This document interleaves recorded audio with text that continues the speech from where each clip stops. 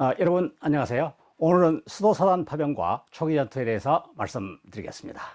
한국군 전투부대 파병은 1965년 5월 17일부터 18일까지 미국 워싱턴에서 박정희 대통령과 존슨 대통령의 정상회담에서 결정되었습니다.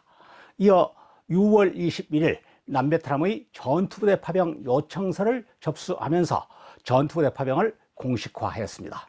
정부는 제2해병여단과 수도사단 -1을 파병부대로 지정했는데, 당시 수도사단은 강원도 홍천에 주둔하고 있었으며 제1년대, 제1기병연대, 제26년대를 편성하고 있었습니다. 제1차 파병부대는 제26년대를 제외한 제1년대와 제1기병연대 사단사령부였습니다. 수도사단은 파병을 위해 파병을 자원하는 병력으로 재편성하여 훈련에 착수하였습니다. 그 시기인 10월 10일 제1년대 제10중대에서 수류탄 투척 훈련 중 강제구 대위가 순직하는 사고가 발생했습니다. 10월 12일 여의도에서 박정희 대통령이 주관하는 환송식을 가진 수도사단은 부산으로 이동해 제3부두에서 베트남으로 이동해 11월 초까지 모두 빈딘성, 꾸이년에 상륙하였습니다. 수도사단은 꾸이년 항에서 내륙으로 10여 킬로미터 서쪽 뚜이포군 뻑탄으로 이동해 사단사령부와 제1년대 본부를 설치했습니다. 수도사단장 최명신 소장이 사령관을 겸무하는 주월 한국군 사령부는 10월 20일 4.20에 사령부를 개소했습니다. 주월 한국군 사령부 최초의 건물은 변화가 있었지만 1966년에 이전한 두 번째 건물은 현재까지도 남아 외국계 자동차 회사가 활용하고 있습니다. 수도사단 사령부가 주둔했던 지역은 현재 베트남 군부대 주둔지로 사용되고 있습니다. 수도사단 초기 작전은 고보이 평야 일대를 중심으로 전개되었습니다. 고보이 평야 일대는 해병 여단이 작전을 수행하였던 뚜이오와 평야보다는 작지만 드넓은 평야였습니다.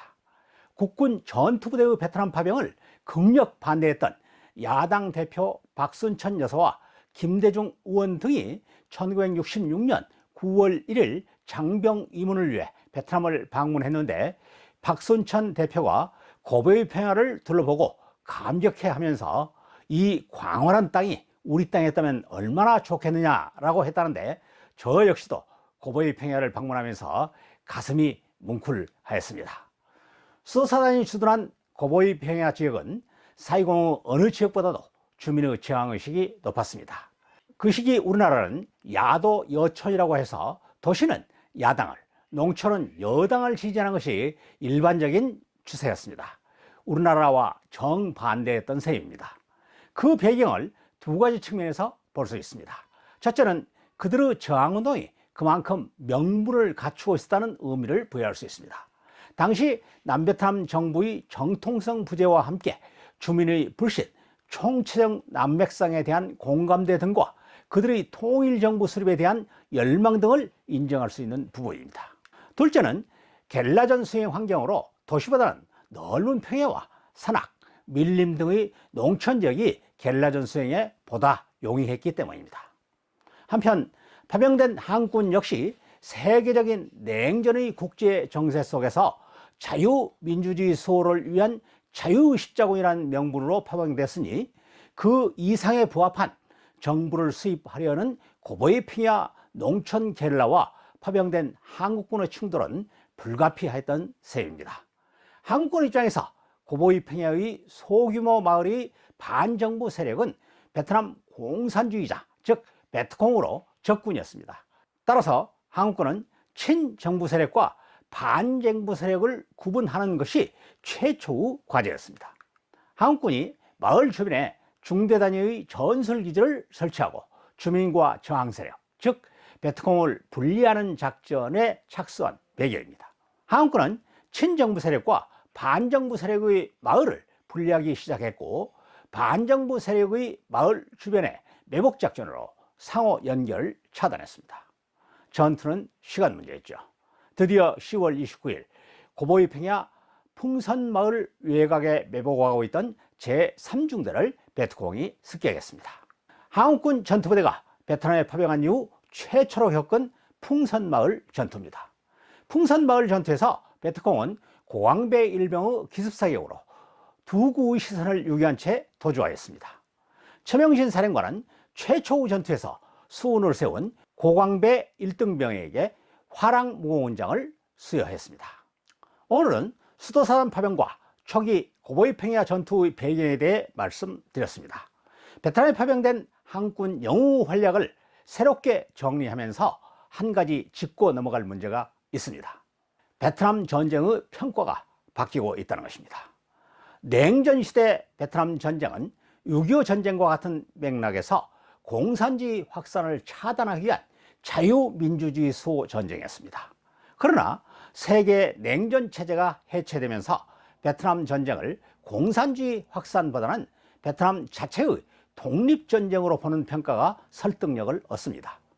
그렇다 하더라도 베트남에 파병된 국군의 명예에 변동이 있는 것은 아닙니다.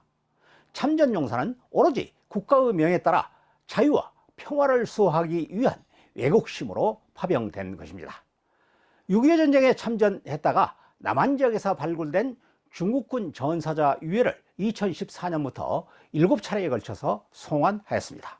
2020년에는 지난 9월 27일 인천공항에서 117구를 송환했습니다. 중국 정부는 전사자들을 귀한 영웅으로 성대한 행사를 거행하고 있습니다. 해외에서 전사한 군인의 유해를 영웅으로 환대하는 것은 어느 나라도 마찬가지입니다. 우리나라의 입장에서 중국군은 침략군인데 그 유해를 영웅으로 예우할 수 있느냐라고 반문하는 것은 우리의 사정이지 중국의 입장이 아닙니다. 그게 싫다면 중국군 유해 송환 정책을 중단해야 합니다. 같은 맥락에서 한국군 영웅들에게 죽음을 맞이한 베트남 저항 세력, 즉 베트콩도 현재의 베트남 입장에서 영웅입니다. 각자 소속된 국가를 위해 목숨 바쳐 충성을 다하는 것, 위국 헌신은 군인의 본분입니다. 군인이 전쟁의 명분을 따져 전투에 임하는 것은 아닙니다. 군인은 전쟁의 명분과 관계없이 오로지 국가의 명에 따라 전투를 수행하는 것입니다. 전쟁의 명분에 관한 문제는 국가가 책임져야 할 내용입니다. 베트남 현지에서 싸운 베트콩 용사도 그렇게 답변했습니다. 명호부대가 비호 6호 작전을 수행했던 이안산 78고지를 방문해 당시 작전에 참가했던 베트콩 용사를 만났습니다. 그는 저에게 당시 팔뚝에 입었던 상처의 흉터를 보여주면서 많은 동료들이 전사했다고 말했습니다. 상처를 볼 때마다 한군이 밉지 않느냐고 물었습니다.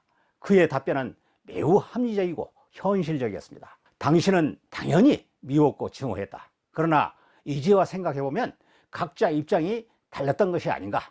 당신은 시대가 그러했으니 각자 소속된 국가의 명령에 따라 충실하는 것이 군인의 도리가 아니겠나. 나도 한국군도 해야 할 도리를 다한 것으로 생각한다 라고 답변했습니다.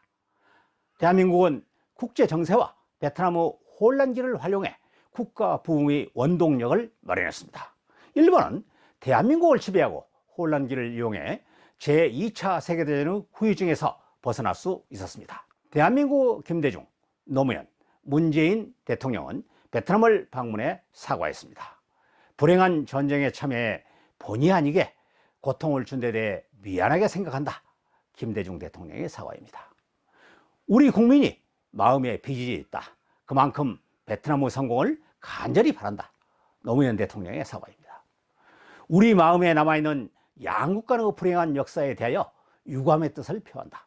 문재인 대통령의 사과입니다. 베트남 참전용사와 단체는 대부분 세 분 대통령의 사과를 비난하고 있습니다. 저는 대통령의 사과를 참전용사의 명예를 지키기 위해 국가가 전쟁의 명분을 책임지기 위한 조치로 해석하고 있습니다. 여러분의 생각은 어떠신지요? 다음 시간에는 비호 6호 작전에서 장정원 상병의 활약에 대해 말씀드리겠습니다. 여러분, 다음 영상에서 만나요.